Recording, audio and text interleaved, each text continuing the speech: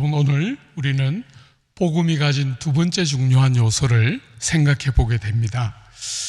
우리가 첫날 저녁에 복음이 가진 첫 번째 중요한 주제로 허물과 죄로 죽어있던 우리가 그리스도와 함께 살아났다 하는 것을 우리가 생각해 보았죠.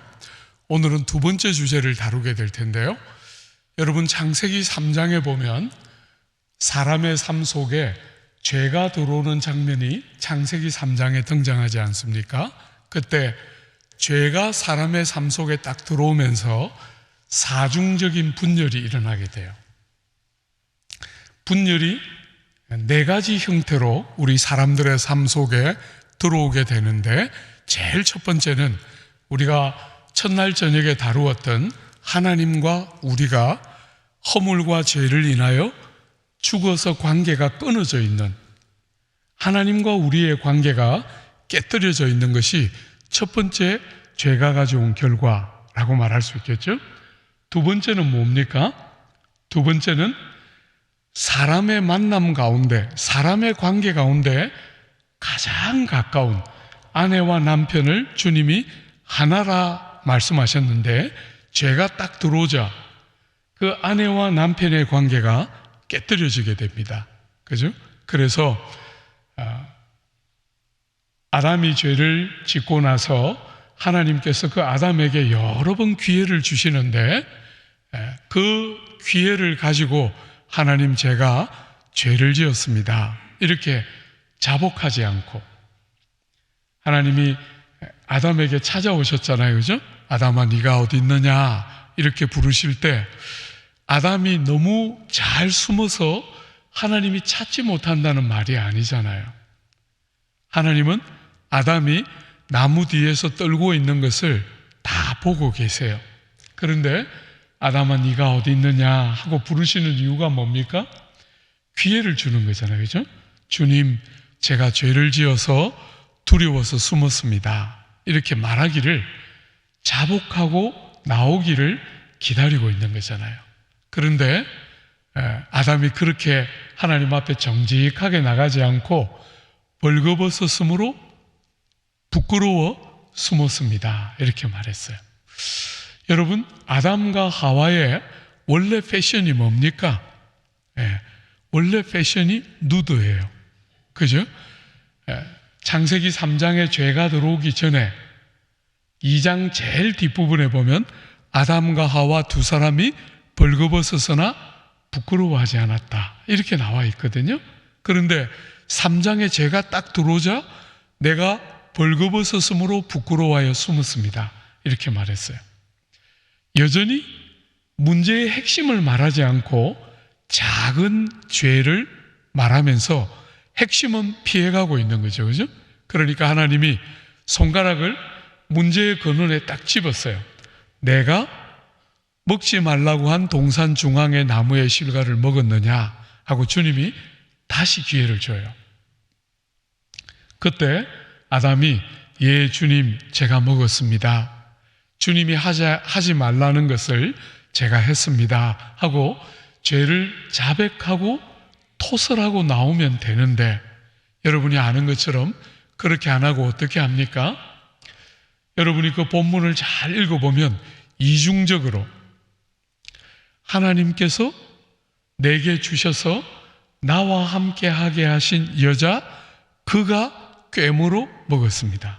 그러니까 이중적이에요. 책임을 전가시키는데 첫 번째 누구에게 전가했습니까? 하나님께 전가했어요. 내가 달라 안 했는데 하나님이 주셔서 나와 함께 하게 하신 여자, 그가 꿰물어 먹었습니다. 그때부터 지금까지 남자들은 늘 이 모양이죠. 그죠? 그때 아담부터 시작해서 남성들이 제가 먹었습니다, 아내의 탓이 아니고 제 잘못입니다, 이렇게 해야 되는데, 그때부터 어리석게도 사람들은 계속해서 내 탓이 아니고 너 탓이다, 이렇게 상대를 탓하게 돼요. 상대를. 여러분이 부부가 같이 결혼해서 다투는 이유가 뭐예요? 뭐 때문에 다투어요? 한마디로 딱 말하면 나는 안 바꾸고 네가 바꿔야 된다. 그 이야기죠. 예. 안 그런 것처럼 그렇게 보지 마시고, 예. 여러분들이 원하는 거는 나는 안 바뀌고 네가 바뀌면 돼 하는 이야기잖아요. 그렇죠? 이 제일 가까운 남편과 아내의 관계가 어그러지면서 사람과 사람의 관계가 깨뜨려지는 것, 이것이 두 번째 분열이 보여주는 모습이죠. 오늘 저녁에 우리가 다룰 주제는 이 두 번째 주제예요.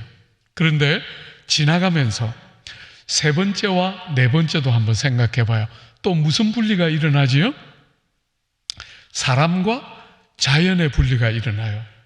그래서 사람이 열심히 땀을 흘리는데 곡식을 내고 열매를 맺히는 게 아니라 가시가 피고 엉겅퀴가 피게 돼요. 여러분이 땀 흘리는데 땀 흘린 정당한 결과를 못 얻는 일들이 일어나게 되는 거죠. 자연과 사람의 관계가 깨뜨려지게 돼요. 마지막 네 번째는 뭘까요? 네 번째는 정말 못 알아맞히더라고요. 예. 한 번만 여러분들의 기회를 둬볼 테니까 한번 해봐요. 마지막 네 번째 분리는 뭘까요? 어지간한 거 다 나왔죠? 예. 뭐가 남았을까? 예. 자기와 자기의 분리. 여러분, 제가 이렇게 사람들을 오랫동안 섬기면서 사람들을 보면 말은 못하지만 사람이 자기를 별로 좋아하지를 않아요. 자기를. 다양한 이유 때문에 자기와 자기의 분리. 건강하게 하나님이 나를 이런 모습으로 빚어주셨고 그런 부모님 안에서 그런 환경 안에서 나를 이렇게 빚어내셨다. 이렇게 건강하게 자기를 받아들이는 사람들이 굉장히 작고 다양한 형태의 자기에 대한 불만, 그래서 자기가 자기를 좋아하지 않아요. 자기와 자기의 분리, 네 가지 분리가 있는데 이 네 가지 분리는 사실은 하나님과 우리 사람의 관계의 분리와 사람과 사람의 관계의 분리가 가져온 파생품들이기 때문에 핵심은 두 가지라 할 수 있어요. 그죠? 하나님과의 관계가 극복되는 것과 사람과 사람의 관계가 깨뜨려져 있는 관계가 회복되는 것, 이 두 가지가 핵심이라 할 수 있는데 오늘 저녁에는 사람과 사람의 관계를 다루는 복음의 중요한 두 번째 내용을 같이 보게 돼요. 여러분, 제가 볼 때 조국 교회가 여러 약한 부분을 가지고 있지만 제일 약한 부분 중에 하나는 교회가 뭔지를 너무 모른다. 교회가 뭔가, 성경이 말하는 교회가 뭔지를 너무 모른다. 그래서 그냥 교회가 사람들이 모이는 어떤 장소인 것처럼 자꾸 생각하고 있어요. 교회는 하나님의 구원의 경륜의 제일 핵심적인 구조예요. 여러분이 성경을 보면 여러분과 제가 예수를 믿어서 거듭나서 구원을 받는 것, 그것만큼이나 중요하게 다루는 주제가 여러분과 제가 예수를 믿게 되면 우리는 하나같이 다양한 방식으로 예수를 믿지만 하나같이 그리스도의 몸인 교회 안으로 들어오게 돼요. 교회가 너무너무 중요한 주제인데 사람들은 교회를 너무 모르기 때문에 오늘 이 조국 교회에 이렇게 아픔이 많다 이렇게 생각해요. 교회가 뭘까? 여러분이 그 문제의식을 가지고 오늘 저녁에 이 본문과 주제를 한번 다뤄보면 좋을 것 같아요. 여러분, 사람과 사람의 관계가 깨어졌는데 그 깨어진 관계의 제일 대표적인 모습이 뭐냐면 유대인과 이방인의 관계예요. 한번 보세요. 여러분 11절에 보면 그러므로 생각하라. 너희는 그때 육체로는 이방인이요 손으로 육체에 행한 할례를 받은 무리라 칭하는 자들로부터 할례를 받지 않은 무리라 칭함을 받는 자들이라. 유대인들이 이방인들을 아주 싫어했는데 뭐 때문에 싫어했습니까? 자기들은 할례를 받았고 이방인들은 할례가 없다는 거예요. 여러분, 할례가 뭐지요? 할례는 하나님의 백성된 표시예요. 하나님의 언약의 백성된 표시가 할례인데, 그 표시를 하나님이 언약 백성들의 표시로서 줬는데, 그것을 유대인들은 어떤 방식으로 변질시키냐면 특권의식과 선민사상과 편애주의로 변질시켜요. 하나님은 유대인만 사랑하신다. 하나님은 유대인들을 선민으로 택하셨다. 하나님은 유대인들에게 특별한 사랑을 베푸신다 하면서 하나님이 주신 그 귀한 할례라는 도구를 그런 편견과 차별과 끝없는 특권의식을 조장하는 방식으로 변질시키는 것이 유대인들의 신앙의 핵심적인 잘못 중에 하나예요. 여러분, 제가 영국에 가서 공부할 때, 영국은 여러분이 아는 것처럼 400년 동안 해가 지지 않는 나라예요. 그런데 여러분, 영국이 어떻게 망합니까? 영국이 유대인과 똑같이 어느 순간부터 특권의식, 하나님이 편애한다고 생각하는 편애의식, 그리고 선민사상, 이런 것으로 영국이 어리석은 자리에 굴러떨어질 때 영국이 망하게 돼요. 망하는 방식이 거의 비슷해요. 사랑하는 여러분, 우리가 어제 오늘 새벽 계속 생각했던 주제가 은혜라는 주제잖아요. 그죠? 자격 없는 자에게 하나님이 넘치는 선물을 거저주셨다. 그게 은혜였는데, 그 은혜를 특권의식으로 바꾸는 거예요. 그 은혜를 하나님이 편애하신다는 너무나 어리석은 선민사상으로 변질시킬 때 유대인들이 망하고 영국 교회가 망했어요. 한국 교회도 약간은 비슷한 전철을 밟아가는 것 같아요. 사랑하는 여러분, 그런 거 안 됩니다. 절대로 안 됩니다. 식민지를 겪고 내전을 겪어서 피투성이가 되고 잿더미에 있던 나라를 이렇게 세웠는데, 우리 안에 무슨 자격이 있는 것처럼, 우리가 뭘 잘해서 그런 복을 쟁취한 것처럼 절대로 만들면 안 돼요. 하나님 제일 싫어하는 거죠, 그죠?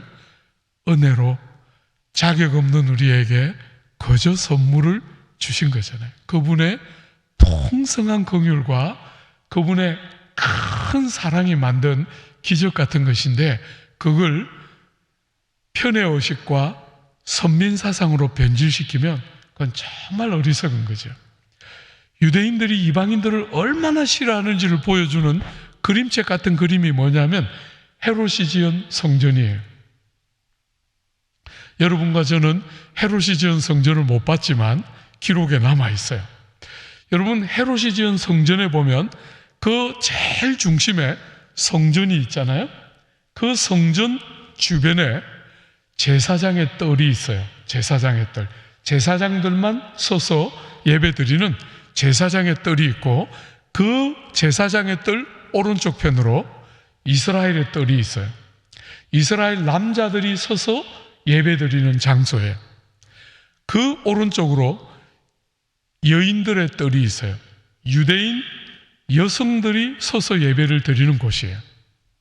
여러분, 이 세 개, 제사장의 뜰, 이스라엘의 뜰, 여인들의 뜰은 높이가 다 똑같은, 약간씩 거리는 다르지만 높이는 다 똑같은데, 거기서 5계단을 내려가면 1.5m짜리 벽이 쳐져 있고, 다시 거기서 15계단, 14계단을 내려가면 두 번째 벽이 쳐져 있어요.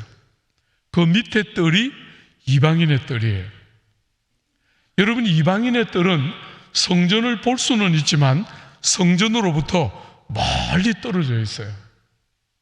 성전이 보이기는 하지만 성전에 가까이 갈 수는 없도록 헤롯의 성전은 그렇게 이방인과 유대인들을 차별되도록 지어놨어요. 오늘 본문에 여러분 이방인이라고 스스로 육체로 이방인이요 할례를 받은 자에게 할례를 받지 않은 무리라 칭함을 받으면서 그렇게 차별하고 뜰조차도 딱 나누어서 가까이 가지 못하고 성전을 보기는 하는데 성전에 가까이 가지는 못하고 멀리 떨어져서 성전을 보면서 예배를 드리는 것이 이방인들의 모습이었어요. 그 헤롯의 성전은 유대인들이 이방인들을 어떻게 바라보는지를 상징적으로 보여주는 그림책 같은 거예요. 그 1.5m짜리의 두 벽에 이 경고문들이 붙어 있어요. 이 벽을 넘어오는 자는 생명을 잃게 될 것이다.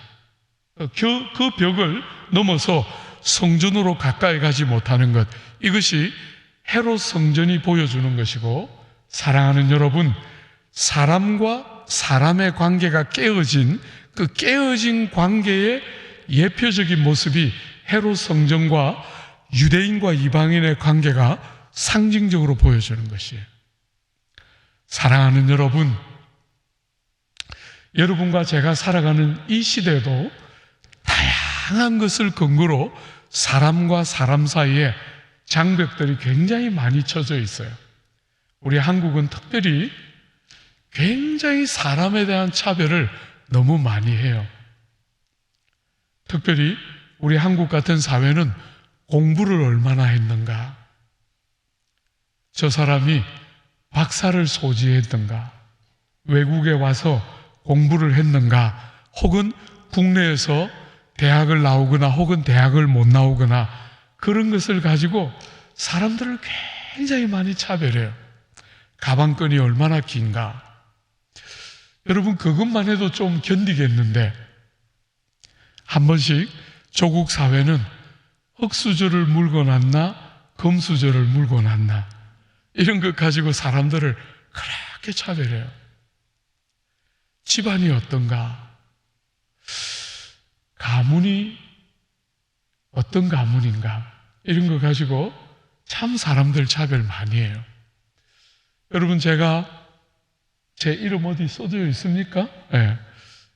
오늘 저녁에도 식사하는데 우리 은퇴 장로님 한 분이 저보고, 목사님, 화씨가 참 희성입니다, 이렇게 물으셨어요. 제가 이렇게 지방의 집회를 가면 선배님들 중에 글을 좀 많이 아시는 분들 중에 본이 어딥니까? 이렇게 물어요. 여러분, 화씨 본이 어딜까요? 제가 그렇게 묻는 어른들에게 늘 대답해요. 저는 아브라함 화씨입니다, 이렇게. 사실 본이 별로 없어요. 우리 집사람은 박씨여서 박혁것의 왕족의 딸이에요. 그런데 아브라함 화씨가 왕족의 딸과 만나서 살고 있는 거죠.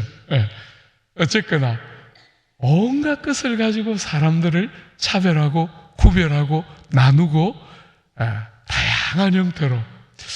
여러분, 혹시 미국 와서 영어 좀 어떠신지 모르겠어요. 저도 영국 가서 영어 때문에 스트레스는 정말 많이 받았어요. 제가 버스를 타서 이 버스 어디로 가는 버스냐 이렇게 물었을 때 운전기사가 한 번만에 알아들은 적이 없어요. 그래서 늘 파든 한 번 더 물었어요. 뭐라 그랬노? 이렇게 물으면 스트레스가 확 밀려왔어요. 언제까지? 5년이 지날 때까지. 한 5년 지나니까 약간 자유가 생기면서, 내가 네가 알아듣도록 어떻게 영어를 하냐? 나는 이렇게 말하는데 20년 걸렸으니까 너도 알아듣는 수고는 해야지, 이러면서 스트레스 하나도 안 받고 못 알아듣든지 알아듣든지 아무 관계없이 그냥 원하는 말 하고, 못 알아들으면 그건 네 잘못이다 이렇게 말하면서 썩 지나가고 약간 뻔뻔해졌어요. 요즘도 한 번씩 이렇게 외국에 이렇게 나오면 영어가 안 돼서 햄버거도 한 번 못 시켜 먹어요. 뭘 그렇게 묻는 건 많은지. 그게 뭐 넣어줄까? 또 소금은 어떻게 할까? 어떻게 그렇게 많이 묻는지 그냥 적당히 해도 이렇게 하고 싶은데 그것도 영어로 안 되니까 스트레스가 만땅이에요. 그렇지만 어쨌거나 한 번은 약간 넘어섰어요. 20년 내가 고생했는데 너희는 알아듣는 수고라도 해야지. 예. 알아듣도록까지 하는 영어는 과잉친절이다. 예. 그렇게 담대하게 조금 더 스트레스 안 받고 너희들이 내 영어 못 알아듣는 것처럼 나도 너희들 영어 못 알아듣는 게 무슨 죄냐 이러면서 뻔뻔스럽게 살려고 했어요. 어쨌거나 영어 잘 못해서 얼마나 스트레스예요. 근데 어떤 사람들은 네이티브처럼 하더라고요. 또 스트레스 확 밀려오는 거잖아요. 그러면 사람들이 말은 안 하지만 또 판단하는 거잖아요. 영어도 못하면서 30년 살았는데 이러면서 뒤에서 그죠? 온갖 것을 가지고 사람과 사람의 관계가 담벼락이 쳐지고 많은 선입견으로 서로를 대하게 되는 게 우리가 사는 이 세상의 구조예요. 죄가 깨뜨려 놓은 결과지요. 여러분, 어떤 차별은 사실은 덜 중요하지만 어떤 차별은 굉장히 중요한 것이 있어요. 사람들 사이에 있는 어떤 차이는 치명적인 것이 있고 어떤 것은 우리가 극복하고 지나가야 할 것이 있는데, 사랑하는 여러분, 오늘 본문의 첫 번째 차이는 어떤 면에서 극복할 수 있는 주제였다면 두 번째 거는 굉장히 심각한 거예요. 한번 보세요. 12절에 그때에 너희는 그리스도 밖에 있었고 이스라엘 나라 밖의 사람이라 약속의 언약들에 대하여는 외인이요 세상에서 소망이 없고 하나님도 없는 자이더니. 여러분이 12절에 나오는 이 차이, 이 다름은 굉장히 결정적인 차이예요. 왜 그렇습니까?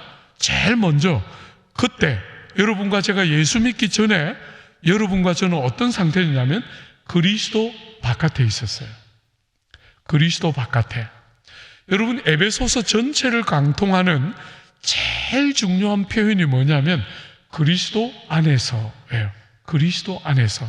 엔크리스토라는 그리스도 안에서라는 말은 에베소서 전체를 관통하는 제일 중요한 표현 중에 하나인데, 사랑하는 여러분, 여러분과 제가 예수를 믿기 전에는 그리스도 밖에 있었다는 거예요. 이게 얼마나 중요한지 한번 1장을 한 번만 여러분이 잠시 열어보세요. 1장 3절에 보면 본론이 딱 열리는 게 1장 3절인데 그 1장 3절에 찬송하리로다. 하나님 곧 우리 주 예수 그리스도의 아버지께서 하늘에 속한 모든 신령한 복으로 우리에게 복을 주셨는데 어떻게 해요? 그리스도 안에서. 하늘에 속한 모든 신령한 복을 주셨는데 어떻게 해요? 그리스도 안에서 하늘에 속한 모든 신령한 복을 주셨어요. 4절 한번 보세요. 창세전에 그리스도 안에서 우리를 택하셨어요. 여러분과 저를 택하실 때 하나님이 어떻게 택하셨냐면 그리스도 안에서 택하셨다는 거예요. 5절 한번 보세요. 그 기쁘신 뜻대로 우리를 예정하사 그리스도로 말미암아 자기의 아들들이 되게 하셨다는 거예요. 여러분과 제가 예수를 딱 믿는 순간 우리를 그리스도로 말미암아 하나님의 아들들이 되게 하셨다는 거예요. 그런데 어떻게 해요? 예수님으로 말미암아. 모든 좋은 것들이 전부 예수 안에.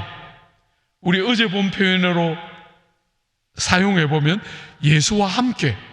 오늘 1장에 본 본문에 근거하면 예수 안에, 예수로 말미암아 모든 좋은 것이 여러분과 저에게 적용되는데, 그때에 여러분과 제가 예수 믿기 전에는 그리스도 밖에 있었어요.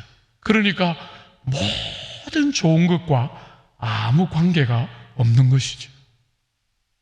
이런 것은 치명적인 주제라 할 수 있는 것이죠. 그죠? 예수 바깥에 있었다. 그때는. 하나 더 보세요.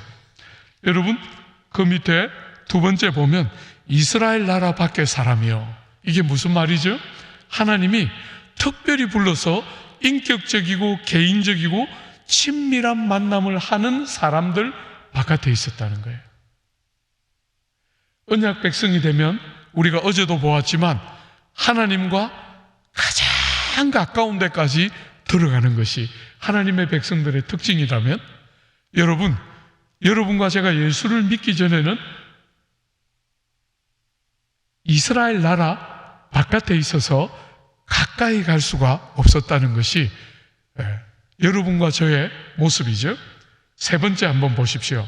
12절 거기에 세 번째 보면 약속의 언약들에 대하여 외인이요. 사랑하는 여러분, 이게 왜 중요할까? 여러분이 예수를 믿으면서 많은 사람들이, 적지 않은 사람들이 하나님이 주신 복과 은혜에 대한 간증들을 갖고 살지만, 여러분들이 사실은 잘 생각해 보면 많은 복이 어떤 형태로 주어집니까?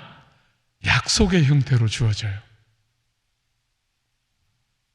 조국 교회는 그 약속이 이루어진 것에 대한 간증이 많지만, 많은 성경의 이야기들을 보면 하나님이 약속을 먼저 주세요. 약속을. 그래서 믿음의 사람들이 약속의 말씀을 딱 붙들고 기다리다가 그 약속이 이루어지고 성취되는 경험을 하게 돼요. 그러니까 약속의 언약들이 먼저 주어지는 거죠. 그죠? 우리의 삶에 약속의 언약들이 먼저 주어지고 그 약속을 딱 붙들고 살다가 어느 날 약속하신 대로 이루어지는 경험을 하고 사는 게 성도들의 보편적인 경험이에요. 혹시 여러분의 삶에도 그런 경험이 다 있을 거라고 생각하는데, 저는 잊지 못하는 몇 번의 경험이 있어요. 제가 대학을 다닐 때 난지도에서 자취를 했어요. 말하자면 지금 일산 가는 그 길목에 있는 난지도 쓰레기 하치장이 만들어지기 직전에 바로 그 앞에서 제가 자취를 했는데, 그 추운 겨울에 방에 불도 못 대던 아주 차가운 그 겨울 자취방에 대학교 2학년 때 혼자 이렇게 성경 읽고 있을 때, 제 평생을 지배하는 약속의 말씀 주셨어요. 제가 삶이 되게 어렵고 삶이 대단히 공고할 때마다 그 말씀이 제 이렇게 마음에 딱 떠올라서 죽어가는 저를 살려내고 좌절하고 엎어져 있던 저를 살려냈던 약속의 말씀이 있어요. 그 말씀 처음에 제 삶에 딱 찾아올 때 못 믿었어요. 약속이 너무 컸기 때문에 못 믿었어요. 세월이 조금씩 가면서 그 약속이 믿어지기 시작하고 그 약속대로 될 것이 의지되기 시작하면서부터 믿음의 싸움들이 시작되었다. 그렇게 말할 수 있는 것 같아요. 사랑하는 여러분, 땅을 사는 성도들의 삶의 방식은 믿음으로 사는 거잖아요. 눈으로 보고 손으로 만지는 방식으로 사는 게 아니고 하나님의 약속을 붙들고 믿음으로 사는 거예요. 믿음으로 살다가 그 약속이 정해진 때가 되면 이루어지면서 믿음이 더 견고해지고 더 온전해져 가는 것이 지상을 사는 성도들의 삶의 방식이에요. 약속의 언약들로부터 외인이 되면 그건 가장 불쌍한 사람 중에 하나인 거죠. 사랑하는 여러분, 제가 어렸을 때 부흥사들이 이렇게 와서 부흥회를 하면 복받고 기도 응답받은 간증들을 되게 많이 했어요. 특별히 물질 준 이야기를 되게 많이 간증을 듣고 컸기 때문에 유학 딱 갔는데 너무 영국 사회는, 제가 영국에 유학 갔기 때문에 영국은 돈이 너무 많이 드는 사회인데 돈이 그냥 하루가 다르게 쑥쑥 빠져나가는데 어느 날 통장에 정말 돈이 너무너무 조금밖에 안 남았을 때 제가 하나님 앞에 기도했어요. 하나님, 다른 사람들에게처럼 돈 좀 줘요. 그렇게 기도했더니 주셨겠어요? 안 주셨겠어요? 안 주셔요. 여러분도 다 경험했잖아요. 여러분도 기도하니까 줍니까? 네. 잘 안 주시더라고요. 그래서 제가 마음의 상처를 많이 받아서 주님 앞에 약간 삐뚤어진 마음으로 다시 기도하러 들어갔어요. 왜 안 주십니까? 씨가 다릅니까? 이렇게 제가 약간 12조로 주님 앞에 여쭈었어요. 주는 씨가 있고 안 주는 씨가 있습니까? 왜 어떤 사람은 주고 왜 저는 안 주십니까? 약간 이렇게 삐뚤어져서 주님 앞에 기도를 막 쏟아내고 딱 나왔어요. 주셨겠어요? 안 주셨겠어요?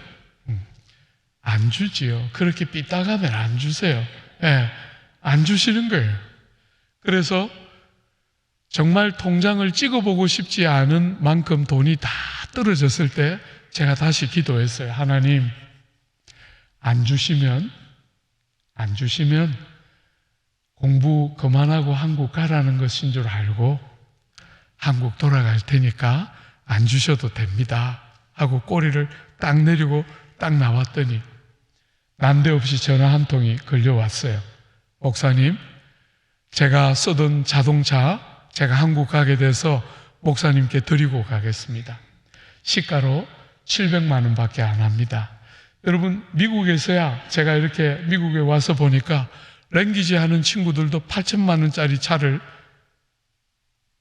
사서 몰고 다니더라고요. 근데 영국에는 대부분 한 300만 원에서 500만 원짜리 세컨핸드를 대부분 사요. 우리 같은 유학생들은. 제가 처음 탄 차는 닛산이었는데 30만 원짜리였어요. 예. 우린 대부분 그렇게 저렴한 차를 많이 쓰고 있던 때이기 때문에 그분이 쓰고 700만 원 하는 차는 굉장히 비싼 차예요. 우리가 그 시절에 쓰던 차로서는.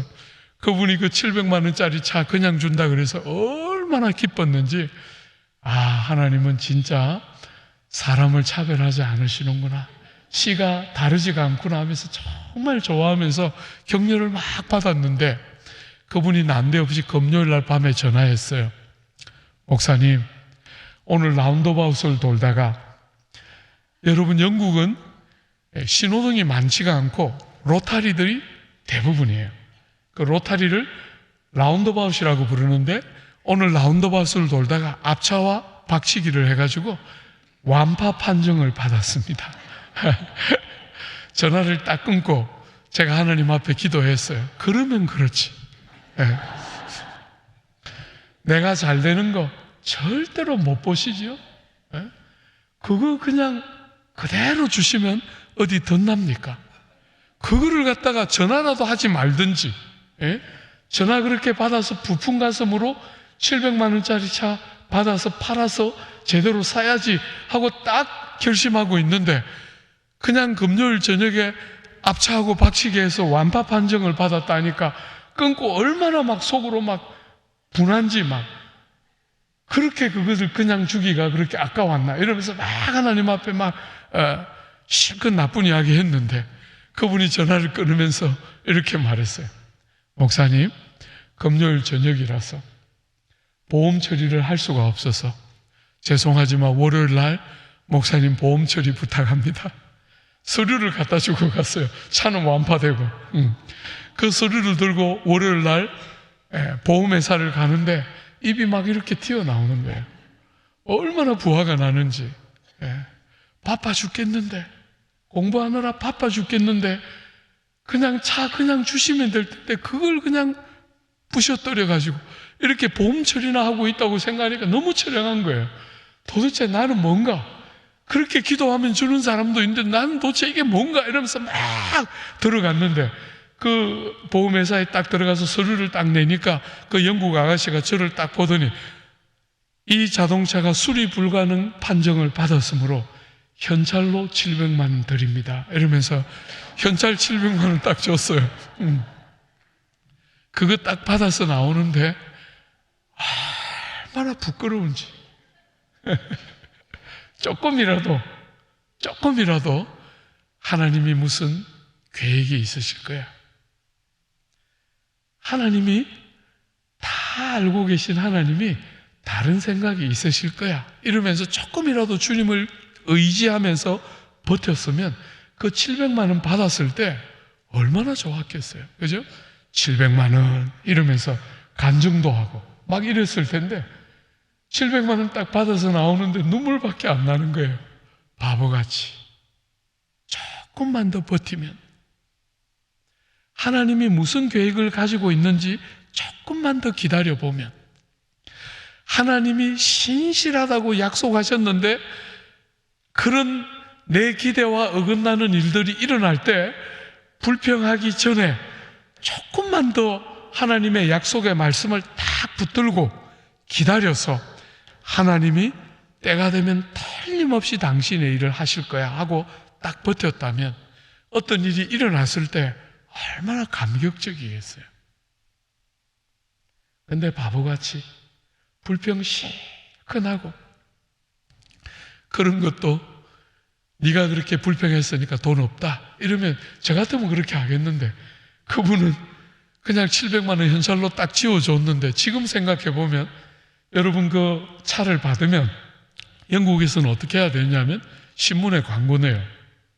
세컨핸드 요런 재원의 차가 있으니까 살 사람 하고 광고 내면 또 일주일 이상 걸리는 거잖아요. 광고 내려면 로드 텍스를 붙여야 돼요. 도로세를 내서 로드 텍스를 붙여야 그 차량을 팔 수가 있어요. 그럼 벌써 돈이 얼마나 들어가요, 그 밑으로. 그 돈도 없어서 쩔쩔매고 있었는데 차 생기면 팔아서 목돈 챙길 생각만 하고 기뻐하는 저에게 하나님은 보시니까 너무 불쌍하잖아요. 그죠? 그래서 그 애꿎은 차 다 망가뜨리면서 현찰로 줄 계획을 갖고 계신데 저는 아무 눈에 보이지 않으니까. 사랑하는 여러분, 실컷 불평밖에 할 줄 모르고, 주 안에 사랑하는 여러분, 여러분이 세상 살면서 누리는 영광이 뭡니까?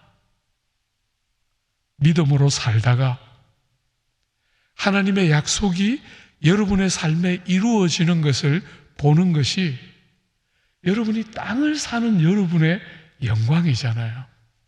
인생살이 잘 되는 때가 있고 안 되는 때가 있는데 잘 되는 때만 있는 게 아니잖아요. 잘 되는 때든 안 되는 때든 약속을 딱 붙들고 하나님의 성품을 딱 붙들고 신실하게 믿음으로 사는 것이 땅을 사는 성도들의 제일 중요한 삶의 방식인데, 약속의 언약들에 대해서 외인이에요. 아무 관계가 없어요. 하나님이 약속을 주시고 그 약속을 때가 되면 이루어 주시는데 그거하고 아무 관계없이 세상을 보는 것 가지고 만지는 것 가지고 살면 그건 정말 어리석고 미련한 것이지. 여러분들이 실제로 인생을 살면서 하나님이 여러분의 인생에 표가 나도록 여러분의 삶을 찾아오실 때 공통점이 뭐였어요? 하나님이 딱 표가 나도록 이거 내가 한 거 맞지? 이거 너가 한 거 아니지? 하고 딱 하나님의 손때를 묻혀서 사람의 힘으로 도저히 할 수 없다는 것이 충분히 경험될 때, 그때 하나님이 보란 듯이 하나님이 하셨다는 게 선명하게 드러나도록 여러분의 인생길을 여는 거 여러분이 다 보고 살아왔잖아요. 그런데도 어리석게 약속의 언약을 붙들고 살려고 안 하고 눈에 보이고 손에 잡히는 걸 자꾸 붙들고 살면, 사랑하는 여러분, 땅을 사는 성도의 영광은 없는 것이지요. 이 땅을 사는 성도의 최고의 영광은 믿음으로 사는 거예요. 눈으로 보고 손으로 만지고 사는 때가 오겠지만 지금은 그런 때가 아니에요. 그죠? 약속의 언약을 딱 붙들고 약속 때문에 낙심하지 않고 하나님을 신뢰하며 가다가 그 약속이 이루어지는 것을 경험하며 세상을 사는 게 성도들이 세상 사는 제일 큰 특권인데, 주 안에 사랑하는 여러분, 그런 거 모르면 너무나 불쌍한 사람인 거죠. 그죠? 약속의 언약에 대해서는 외인이요 소망이 없는 자다 이렇게 말했는데, 여러분 예수 안 믿는 사람들은 소망이 없는 사람입니까? 여러분이 보면 예수 안 믿는 사람도 소망을 말해요. 그런데 그 소망은 많은 경우에 기대 상황, 자기가 원하는 막연한 기대에 대한 이야기이거나 아니면 그냥 막연한 소망이에요. 성경이 소망이라고 말할 때 성도들에게 주신 소망은 그런 게 아니에요. 확실하여 취소될 수 없는 분명한 약속을 소망이라고 우리는 붙드는 거예요. 오늘 본문에서 소망이 없다 할 때 이 소망은 안 믿는 사람들이 가지는 막연한 기대와 뭐라고 말할 수 없는 희망사항도 없다 이런 게 아니라, 안 믿는 사람도 그런 것은 가지지만 성도인 여러분과 저는 소망이 그런 게 아니라는 거예요. 우리의 소망은 틀림없이 이루어질 것에 대한 견고한 기대, 이게 성경이 말하는 소망의 핵심이기 때문에 예수 믿기 전에 여러분과 저는 소망도 없었다. 막연한 기대와 희망사항들은 갖고 살았지만 우리가 예수 믿는 데서부터 갖게 되는 견고하고 빼앗길 수 없는 확실한 소망, 이루어질 것이 틀림없는 것들을 기다리는 소망이 뭔지는 모르고 살았다. 이게 여러분과 제가 예수 믿기 전에 있었던 우리의 삶의 모습이라는 거예요. 그런데 이런 세상을 향한 복음의 메시지의 선포는 뭡니까? 복음은 이런 세상을 향해서 이렇게 말하고 있어요. 여러분 13절 한번 보십시오. 13절에도 중요한 접속사가 하나 빠졌습니다. 뭐가 빠졌죠? 우리가 앞에서 4절을 다룰 때처럼 중요한 접속사가 하나 빠졌는데 뭐가 빠졌죠? 그러나 라는 접속사가 빠졌어요. 여러분이 에베소서 2장은 복음을 소개할 때마다 그러나 라는 접속사와 우리가 1절부터 10절을 다룰 때에 그러나 라는 접속사와 함께 뭐가 소개됐습니까? 하나님께서 하고 복음이 소개됐죠. 그죠? 오늘 본문에서는 그러나 하고 뭐가 나옵니까? 이제는 하고 복음을 소개하고 있어요. 여러분, 복음은 어제 저녁에 본 것과 오늘 저녁에 본 것을 요약해보면 복음은 크게 두 가지 속성을 갖고 있다는 거예요. 하나는 그러나 하나님께서 하고 하나님이 행하신 일이 복음의 핵심이라면, 또 하나 중요한 복음의 내용은 뭐냐면 그러나 이제는 하고 새로운 시대에 대한 선언이에요. 여러분, 복음, 우리 예수께서 이 세상에 오셨을 때 주님이 그냥 세상에 오신 것이 끝이 아니라 주님은 새로운 시대를 가지고 이 땅에 오셨어요. 그러나 이제는 하고 이전과는 완전히 구별되는 새로운 시대가 열렸다. 이것이 복음이 전하는 메시지의 아주 중요한 핵심 중에 하나예요. 사랑하는 여러분, 그러나 이제는 하고 새 시대가 열렸는데 새 시대의 특징이 뭡니까? 한 번만 더 보십시오. 13절에 그러나 이제는 전에 멀리 있던 너희가 그리스도 예수 안에서 그리스도의 피로 가까워졌느니라. 여러분, 새 시대의 특징은 뭐죠? 가까움이에요. 옛 시대의 특징, 그때의 특징은 뭐였습니까? 멀리 떨어져 있었습니다. 그죠? 성전으로부터 멀리 떨어져 있었고 다양한 이유로 사람과 사람 사이에 차별이 있었고 다름이 있었고 장벽이 세워져 있었습니다. 피부 색깔, 언어, 사람들의 능력, 신분과 지위, 재능과 성취, 다양한 것을 근거로 사람과 사람 사이에 차별이 있고 장벽이 있었던 것이 이전이라면, 그러나 이제는 어떤 시대입니까? 가까워졌습니다. 사랑하는 여러분, 어느 만큼 가까워졌죠? 15절을, 14절을 한 번만 더 보십시오. 그는 우리의 화평이신지라 둘로 어떻게 해요? 하나를 만드실 만큼 가까워졌어요. 둘인데 이제 더 이상 둘로 존재하지 않고 둘이 하나가 될 만큼 가까워졌다는 거예요. 여러분, 둘이 하나이기 때문에 거리가 없어진 것이지요. 그죠?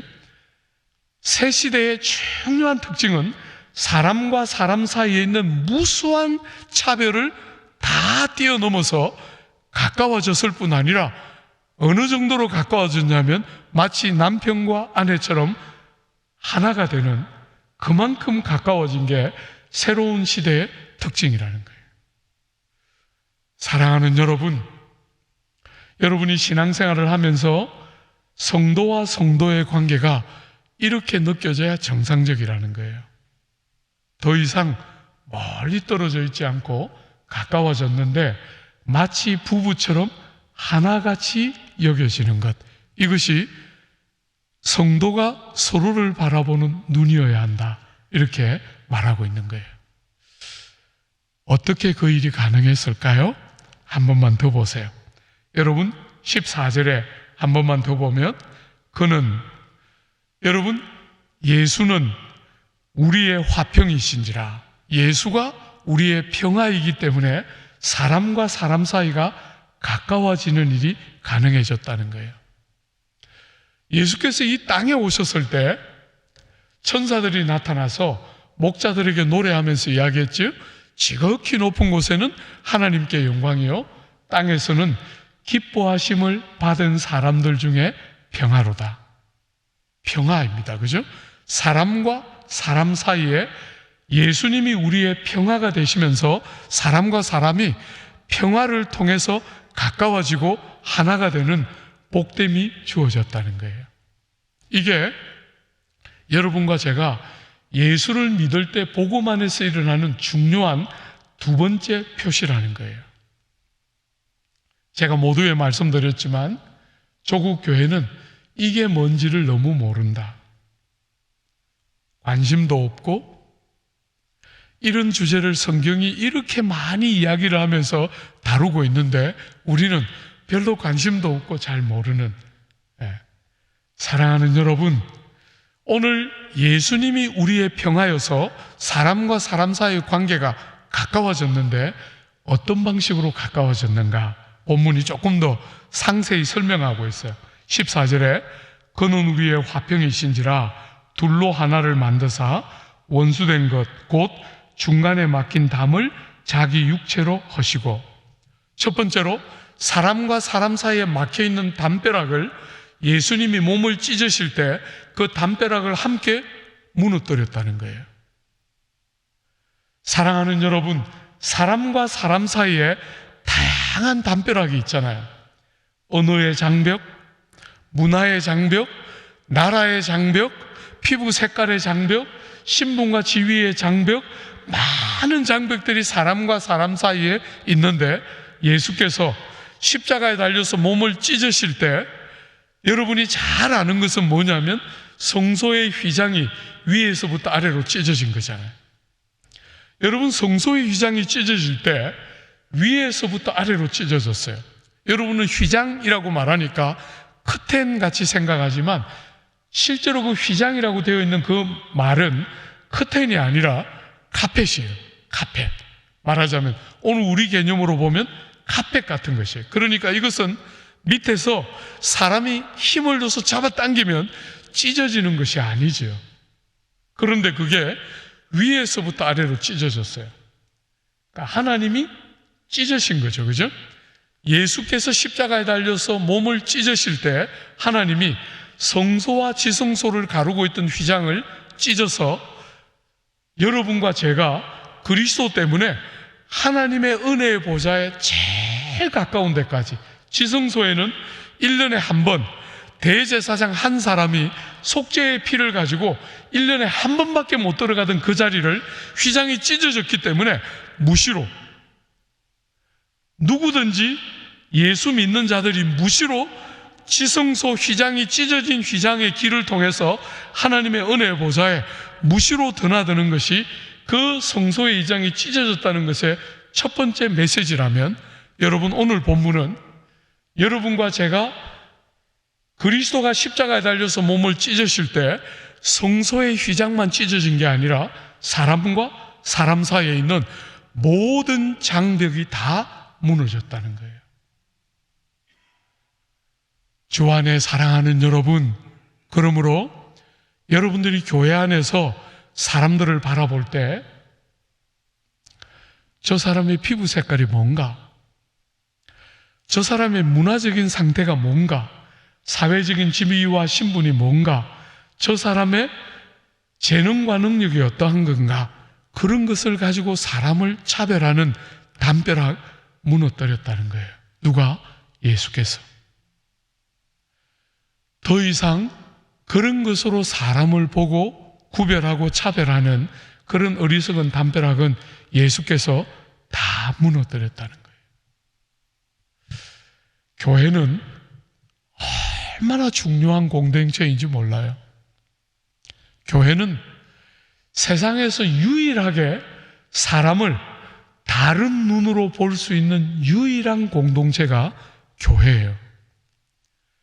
세상에 있는 사람들은 전부 여러분들에게 세상이 여러분들에게 명찰을 붙여줬잖아요. 성공, 실패. 재능이 출중한 사람, 평범한 사람, 공부를 잘한 사람, 못한 사람, 학벌이 좋은 사람, 나쁜 사람, 다양한 형태의 명찰을 붙여줬는데 교회는 그 명찰을 가지고 사람을 보지 않고 예수가 그거 무너뜨렸기 때문에 다른 눈으로 보는 유일한 공동체가 교회예요. 사랑하는 여러분, 제가 영국에서 4년 옥스포드라는 지역에서 목회를 했는데 제가 그때 목회할 때 제일 감사했던 것 중에 하나는 한국말로 예배드리는 우리 교회에 중국 아이들, 싱가포르 아이들, 일본 아이들, 또 동남아에 있는 몇몇 아이들이 우리 교회 예배당에 왔다는 거예요. 여러분, 우리는 그냥 한글로 예배를 드리고 있는데 그 동양에서 온 아이들 몇 명이, 작을 때는 한 서너 명, 많을 땐 7, 8명이 꾸준히 주일날 예배당에 왔어요. 여러분, 어느 날 제가 그 친구들에게 물어봤어요. 너희들이 우리 예배당에 오면 예배를 드리는 것을 알아듣나 못 알아듣나? 어땠겠어요? 당연히 못 알아듣죠. 한글로 예배를 드리니까. 그런데 오는 거예요. 그런데 왜 오니? 이렇게 물었어요. 제가 참 목사로서 최고의 칭찬을 들었던 이야기예요. 걔들이 저보고 이렇게 말하는 거예요. 나는 당신이 하는 설교도 못 알아듣고 나는 당신들이 부르는 노래도 대부분 따라 부르지 못하는데 왜 이 공동체에 오느냐 하면 이 공동체에 오면 something touching하고 something moving 한다는 거예요. 뭐라고 말은 할 수는 없는데 뭐라고 알지도 못하고 표현하기도 어려운데 오면 왠지 모르게 마음이 자꾸 만져진다는 거예요. 왠지 모르게 마음이 타칭이 되고 무빙이 되어서 또 오게 된다는 거예요. 그래서 그 아이들 때문에 제가 미국에, 당시에 영국에 있다가 미국에 잠시 볼일 오면서 12개, 통역 장비 12개 구해서 갔어요. 그래서 그때부터 그 아이들 통역하면서 예배 드리고 제가 그 아이들 세례도 주고 했는데, 사랑하는 여러분, 제가 그때 처음으로 딱 배운 거예요. 교회는 인터내셔널 해야 한다. 사랑하는 여러분, 여러분의 교회는 더군다나 LA에 있잖아요. 히스패닉들과 무수한 중국 사람들과 할 수만 있다면 미국 사람들까지. 저는 교회가 언어와 장벽과 문화와 피부 색깔과 사회적인 신분과 지위와 능력과 재능과 성공과 실패의 모든 장벽을 예수께서 몸을 찢으실 때 함께 무너뜨렸다는 사실이 경험되고 증거되는 공동체가 교회라고 성경은 말하기 때문에, 사랑하는 여러분, 저는 여러분의 공동체 안에서 그런 것들이 맛보아지기를 기대해요. 제가 섬기고 있는 우리 남서울교회에 제가 좋아하는 구조가 몇 개 있어요. 그 중에 하나가 뭐냐면 은혜부라는 신체와 정서 복합장애를 앓고 있는 아이들을 위한 부서가 있어요. 한 20명 남짓밖에 안 되는 자그마한 부서인데 교사는 약 40명 정도가 붙어있는 아주 독특한 부서예요. 여러분, 제가 우리 교회에 와서 1년에 2번은 전 교우들이 모여서 예배를 같이 드려요. 성가대도 안 서고 교사도 안 하고 어린아이부터 노인까지 다 모여서 함께 예배당이 작기 때문에 4번, 보통 때도 4번 예배를 드리고 전 교우들이 예배 드릴 때도 4번에 나누어서 우리가 같이 예배를 드려요. 그때 은혜부 아이들이 같이 예배를 드리기 때문에 한 번씩 아이들이 벌떡 일어나서 뛰어다녀요, 예배당을. 그리고 때로 소리도 쳐요. 그러면 우리 교우들은 다 모범생들이기 때문에 대단히 불편해요. 제가 부탁해요. 불편해할 거 없습니다. 은혜부에서 예배 드릴 때 늘 일어나는 일입니다. 불편해하지 말고 내가 기준이라고 생각하지 말고 오늘은 우리 아이들에게 맞추어서 아이들이 뛰어다녀도 은혜부 애들이 소리를 질러도 안 들리는 것처럼 같이 예배합시다. 그 아이들이 같이 예배할 때 얼마나 저는 특별한 기대가 생기는지 모르겠어요. 여러분, 제가 우리 교회에서 또 좋아하는 게 뭐냐면 미우키라는 일본 친구가 한국 남편을 만나서 우리 교회에 왔는데 제가 부임해 온 이후에 학습받고 세례받고 최근에 제일 막내 여전도회 회장했어요. 제가 너무너무 행복한 자매예요. 일본 자매가 한국말로 드리는 예배에 와요. 여러분, 최근에는 미스터 러프린스라는 프랑스 남자가 일본 여자하고 결혼을 해서 우리 교회 바로 맞은편에 있는 설해마을이라는 곳에서 사는데 자주 대예배를 와요. 그 러프린스하고 일본 여자분 아내분하고 두 아들은 우리 교회에서 입교를 한 프랑스 사람이에요. 그런데 그 두 입교한 아들까지 한 번씩 대예배 한 달에 한 3번 정도는 규칙적으로 오는 것 같아요. 얼마나 행복한지 모르겠어요. 작은 수지만 저는 그분들이 올 때 정말 교회 안에서 우리와 교통함이 일어나는 것을 보고 싶어 해요. 언어가 다르고 문화가 다르고 서로의 경험이 다르지만 교회에서 모여서 그런 것들이 하나도 중요하지 않고 그 모든 장벽들을 뛰어넘어서 연합하고 하나 되는 가까움이 뭔지를 알고 그 그리스도께서 장벽을 무너뜨린 그 경험들을 함께 경험하면서 교회 안에서 여러분이 하나가 되는 가까움을 경험하는 것이 어떤 것인지를 공동체 안에서 경험하는 것은 너무너무 중요한 주제라고 생각해요. 사랑하는 여러분, 교회는 세상이 만들어 놓은 무수한 장벽들이 다 무너져 있는, 담벼락이 다 무너져서 관계가 깨어지고 어그러진 세상 속에 이 사람들을 연합되게 하고 하나 되게 하고 가깝게 하는 하나님의 특별한 선물이 교회 공동체라는 공동체의 특성이에요. 하나만 더 볼까요? 우리의 평화이신 예수가 담벼락만 무너뜨린 게 아니라 하나를 더했다는 거예요. 그 밑에 한번 보세요. 15절에 법조문으로 된 계명의 율법을 폐하셨으니 이는 이 둘로 자기 안에서 한 세 사람을 지어 화평하게 하시고.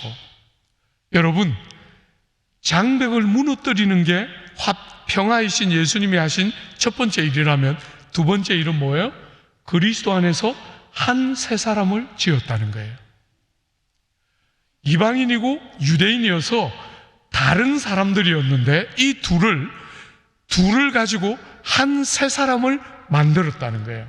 한 세 사람을 창조해서 이 둘이 더 이상 둘이 아니라 하나가 되게 한 만들어진 한 세 사람, 그게 뭐예요? 그게 교회지요.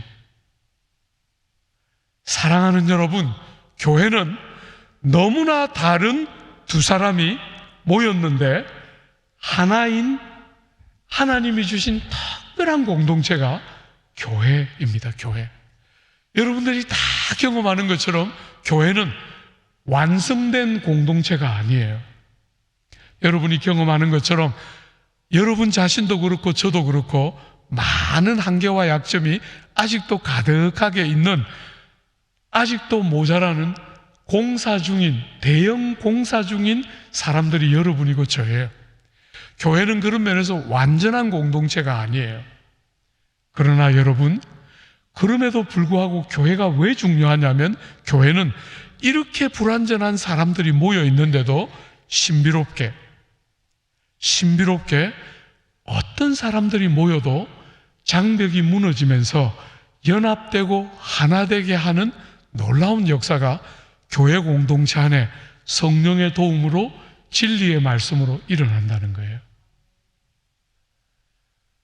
주 안에 사랑하는 여러분, 제가 오늘 아침에 제가 자랐던 내수동 교회라는 공동체를 잠시 이야기했는데, 여러분, 제가 그때 이야기하면서 피부치보다도 더 가까운, 피부치가 서로 사랑하는 것과 비교할 수 없이 서로를, 나보다 나를 더 사랑해주는 사람들을 나는 그 교회에서 처음으로 만났다, 이런 이야기 했는데, 사랑하는 여러분, 오늘 본문이 여러분과 저에게 하는 말의 핵심이 그거지요.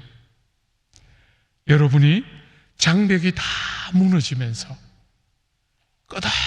끝없이 세상이 만들어 놓은 무수한 어리석은 장벽들을 주님이 다 무너뜨리시면서 우리를 하나 되도록, 여러분과 제가 서로가 서로를 바라볼 때 가까운 정도가 아니라 저 사람이 없이는 내가 없고 내가 없이는 저 사람이 없는 하나 되는 굉장히 독특한 공동체가 교회인 것이에요.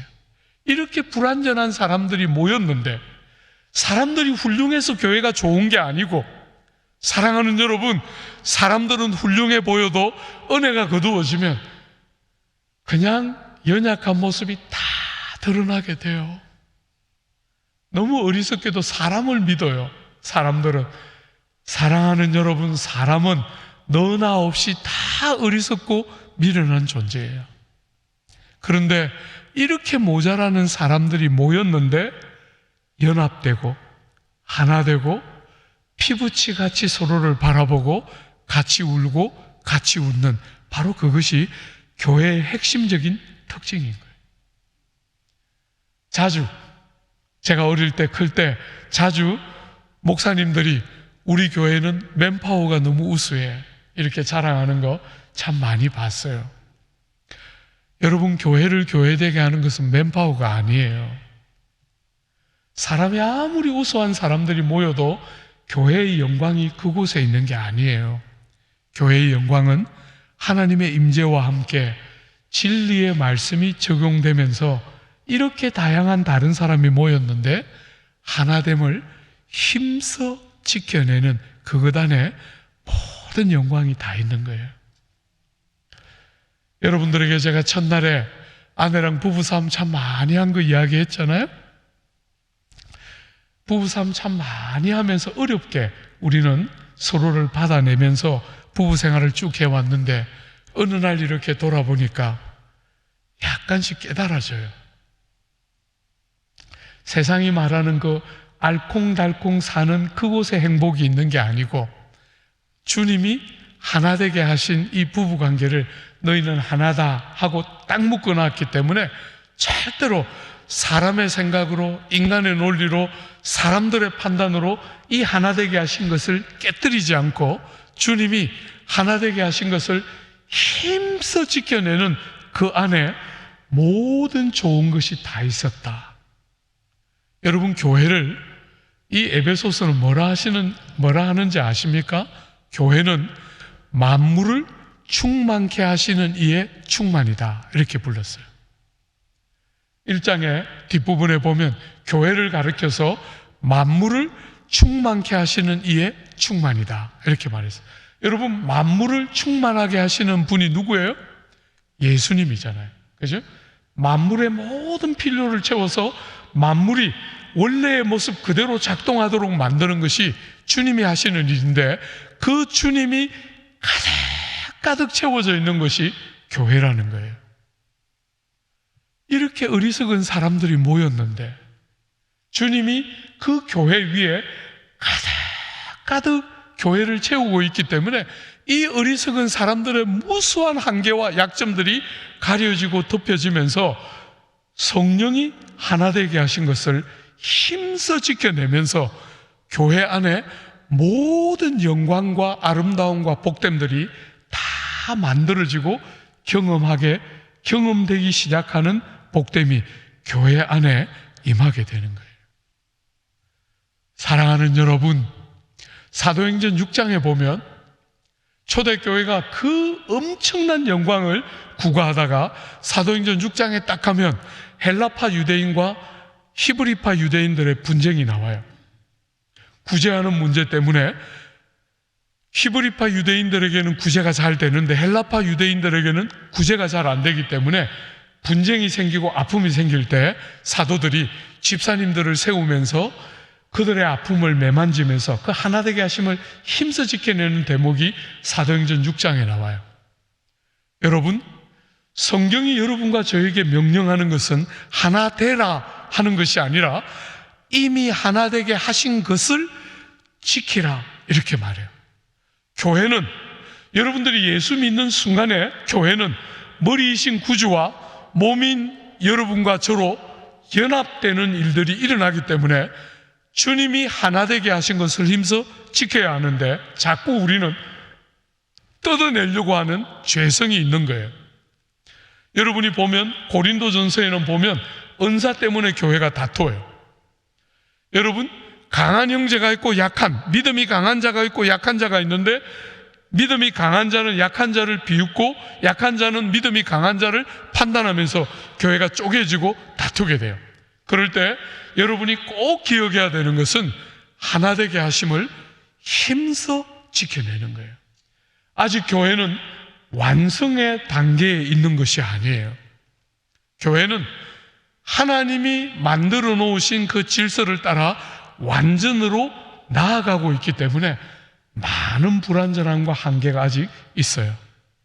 그러나 여러분, 그런 모든 불완전함과 한계에도 불구하고 하나 되게 하심을 힘써 지켜낼 때 그 안에 모든 좋은 것이 다 들어있는 거예요. 여러분이 산상설교를 들을 때 혹시 기억나나요? 우리 예수께서 여러분들이 하나님 앞에 제물을 드리려고 하다가, 무슨 말이에요? 예배를 드리려고 하다가 형제와 관계가 깨어진 일이 생각이 나거든. 가서 먼저 제물을 두고 먼저 가서 형제와 화해하고 와서 그 다음에 제물을 드리라 이렇게 말했어요. 여러분, 우리가 드리는 예배가 얼마나 중요합니까? 예배가 너무너무 중요한데 예배 드리는 것을 잠시 멈추고 형제와 화해할 것이 있으면 먼저 화해하고 와서 그 다음에 예배를 드려야 한다. 이렇게 마태복음 6장의 산상설교에 그렇게 말하고 있잖아요. 그죠? 왜 그렇지요? 바로 그 밑에 구절 한 번만 보십시오. 이제 여러분과 이방인이든 유대인이든 어떤 사람이든 그리스도 안에서 하나이기 때문에 이제 여러분들이 뭘 힘써야 합니까? 17절 한번 보세요. 또 오셔서 먼데 있는 너희에게 평안을 전하시고 가까운 데 있는 자들에게 평안을 전하셨으니 이는 그로 말미암아 우리 둘이 한 성령 안에서 아버지께 나아감을 얻게 하려 하심이라. 사랑하는 여러분, 복음을 아는 모든 진실한 백성에게 하나님이 기대하는 최고의 기대는 뭐냐면 여러분 혼자 최선의 예배를 드리는 것이 아니에요. 여러분 혼자 최선의 예배를 드리면 되는 게 아니에요. 하나님이 지금 여러분들에게 기대하는 것은 함께, 같이 이렇게 하나 되게 하신 귀한 지체들과 함께 주님을 예배하고 기도하는 자리로 들어갈 때 아버지 하나님이 정말 기뻐하시고 즐거워하시는 거예요.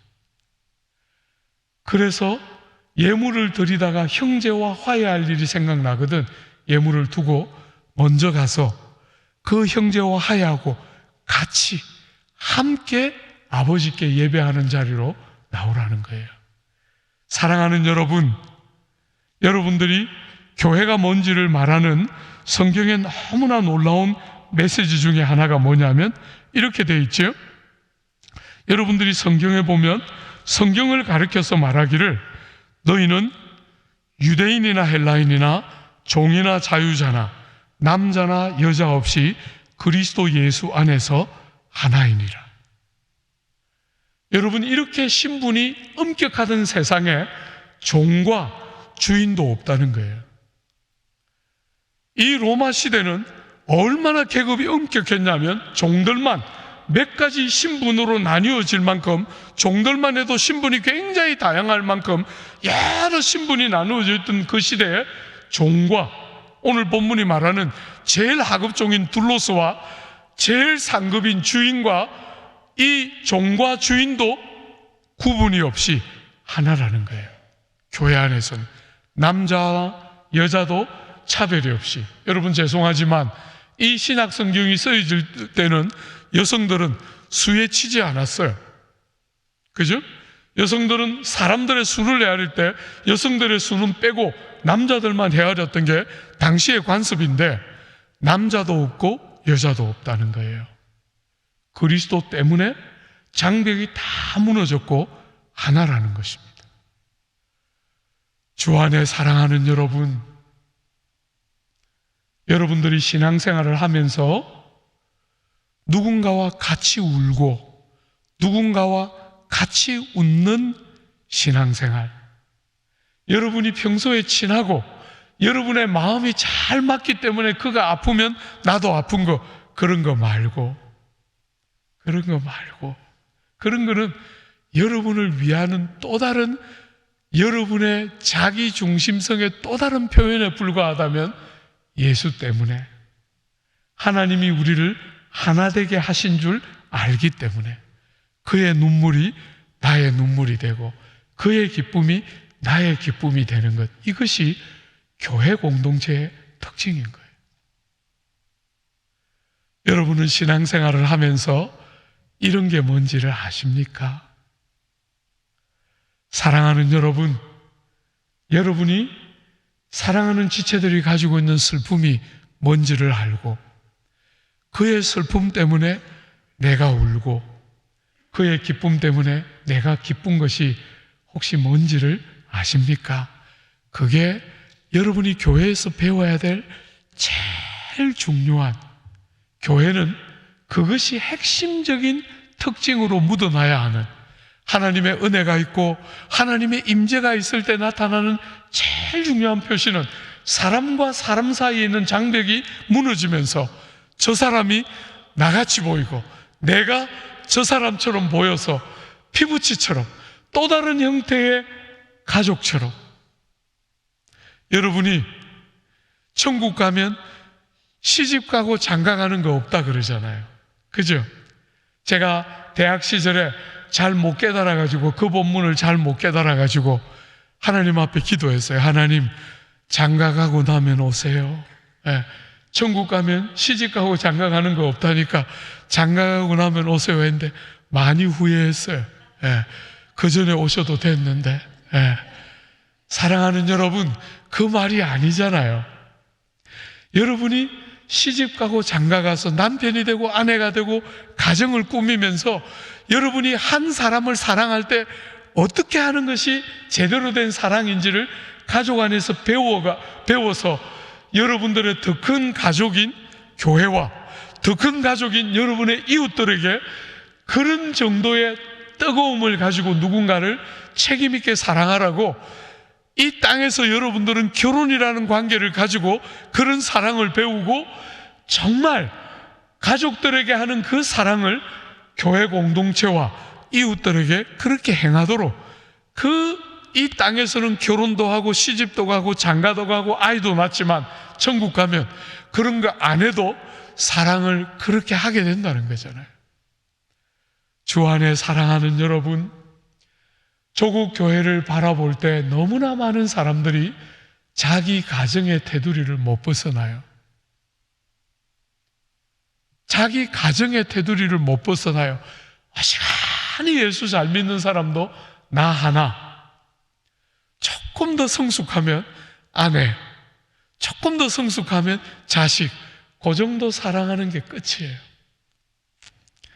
주 안에 사랑하는 여러분, 거기까지 간 것은 참 잘하셨는데 멈추지 말고 그렇게 아내를 사랑하는 것을 배우고 자식을 어떻게 사랑할 때 제대로 사랑하는지를 배우면 그 사랑을 가지고 조금 더 큰 가정인 교회에서 여러분의 사랑하는 지체들을 그렇게 대하고 섬기는 거지요. 여러분, 우리 장로님들이 저에게 식사할 때 한 번씩 물어요. 반포에 교회가 있으니까 사람들이 어지간히 살지 않느냐고 한 번씩 물어요. 우리 교우들은 꽤 잘 사는 편이에요. 어지간히 외국 경험들 다 하신 분들이고 돈도 좀 많은 분들이에요. 제가 늘 틈만 나면 그분들에게 가르쳐요.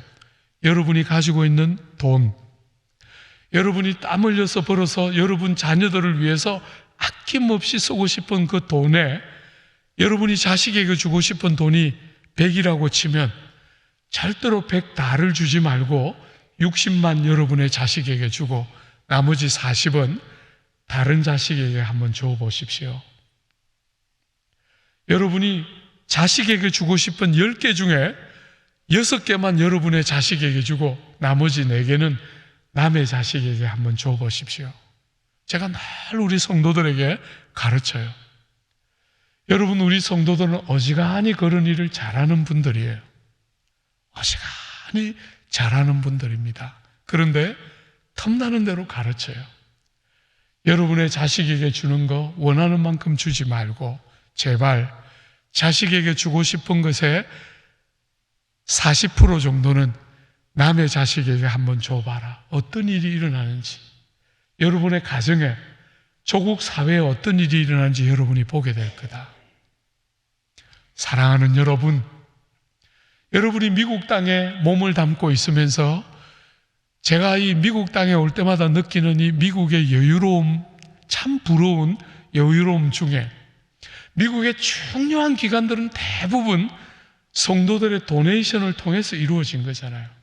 어지간히 유명한 병원, 어지간히 유명한 선교사들의 안식처, 전부 다 도네이션 한 건물들이에요.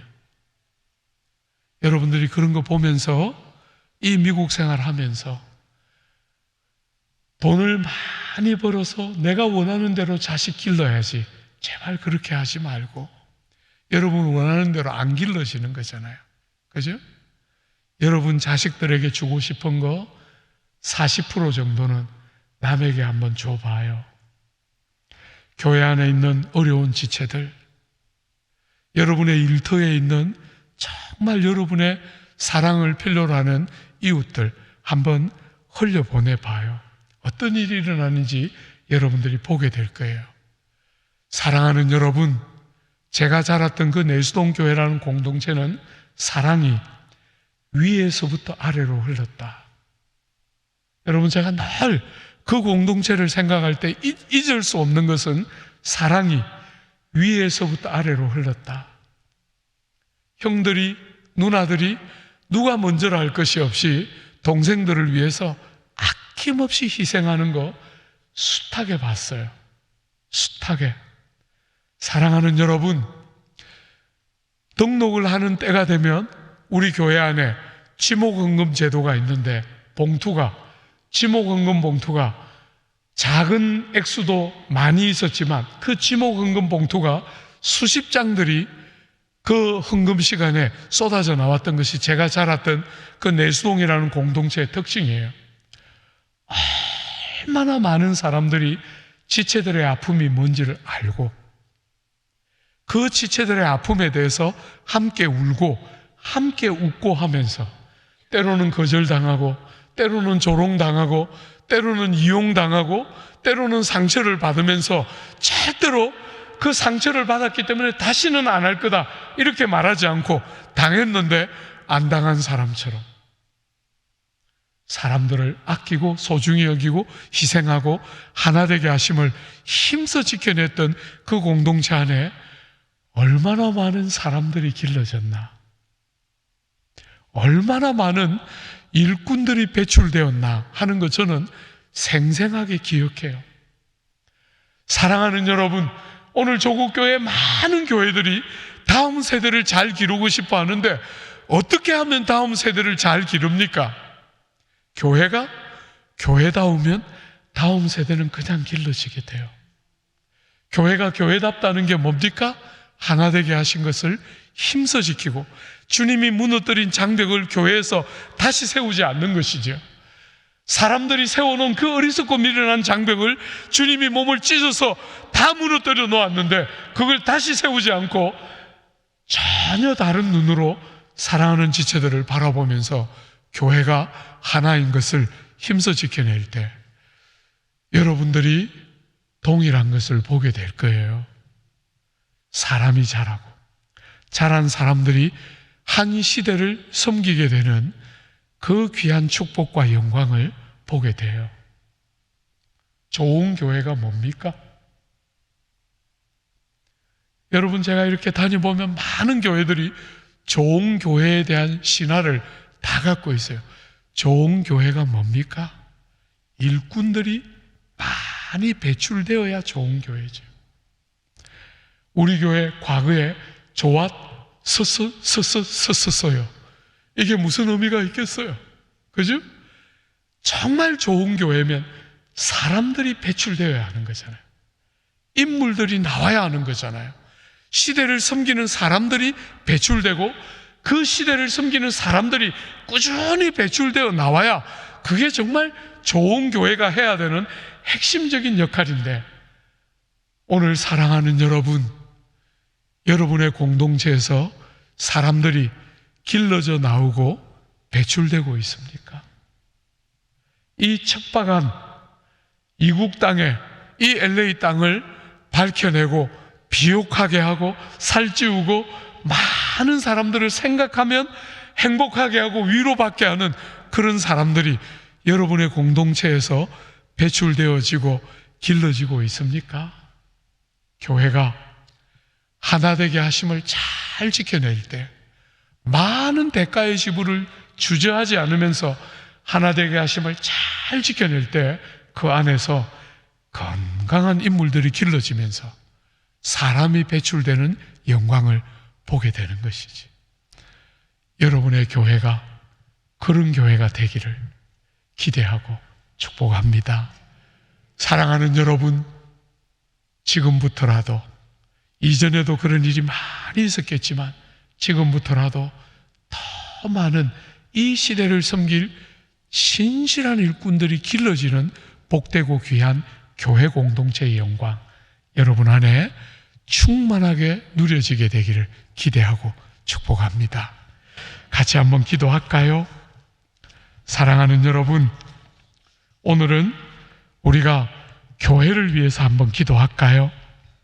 하나님, 우리 교회, 우리 한길교회 이런 교회 되게 해 주십시오. 여러분, 이상적인 교회가 아니고 그런 교회는 없습니다. 우리 안에 무수한 약점과 모자람이 있는데 우리 안에 하나 되게 하심을 힘써 지켜내고 귀한 지체들을 피부치같이 바라보고 그의 슬픔이 나의 슬픔이 되고 그의 기쁨이 나의 기쁨이 되는 이런 교회, 우리 한길교회가 그렇게 되기를 원합니다.